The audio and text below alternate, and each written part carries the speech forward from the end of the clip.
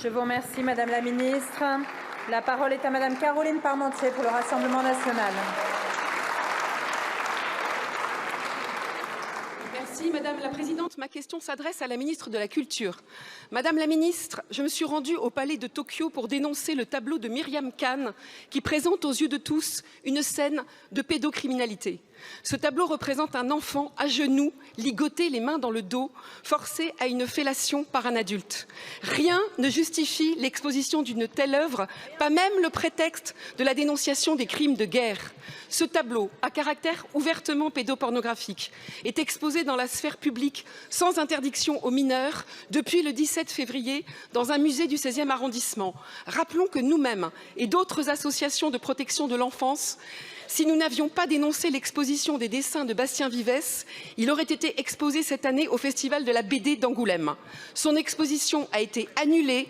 Il est désormais sous le coup d'une enquête préliminaire de la Brigade de protection des mineurs pour diffusion d'images pédopornographiques. Comme l'a rappelé l'association Innocence en danger, qui a demandé le retrait de la toile, le tableau de Myriam Khan nuit gravement à nos valeurs communes et au combat pour la protection de l'enfance.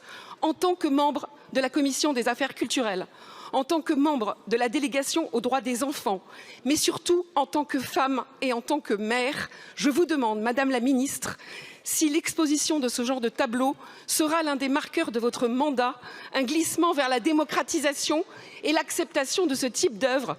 Et si ce n'est pas le cas, je vous le demande solennellement, quand ce tableau va-t-il être décroché ?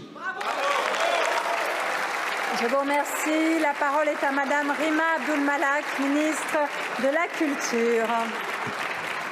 Madame la Présidente, Mesdames et Messieurs les députés, Madame la députée Parmentier, ne mélangeons pas tout. Le combat pour la protection de l'enfance et contre toutes les formes de violence, on le mène tous collectivement au gouvernement aux côtés de ma collègue Charlotte Caubel tous les jours. Ce tableau, de quoi s'agit-il ? C'est un tableau d'une artiste suisse, Myriam Khan, de son exposition au Palais de Tokyo, artiste de 73 ans, qui depuis 40 ans documente et dénonce les horreurs de la guerre. C'est son intention, vous êtes allé faire votre coup de com' et filmer ce tableau, mais est-ce que vous avez vu l'ensemble de l'exposition? Est-ce que vous avez échangé avec les médiateurs? Est-ce que vous avez lu les explications? Parce qu'on ne peut pas sortir une œuvre de son contexte.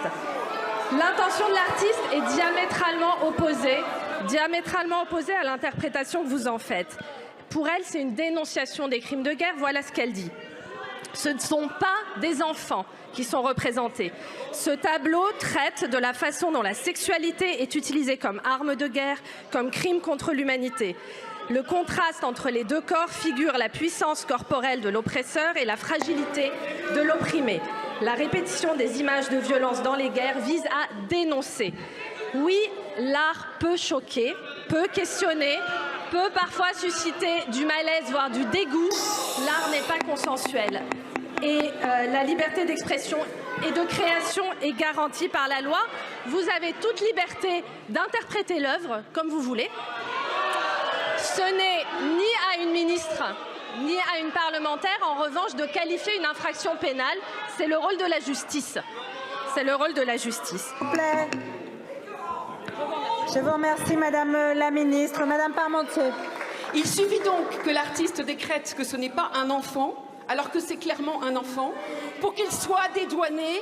En réalité, comme l'a rappelé l'association des juristes pour l'enfance, peu importe les allégations ou même les intentions de l'artiste, elles ne permettent pas d'échapper à la qualification pénale dans la mesure où le plus grand nombre reconnaît bien la représentation d'un enfant dans cette figure agenouillée et violée. Madame la Ministre, au nom de tous les enfants abusés, vous devriez avoir honte de ce que vous venez de dire.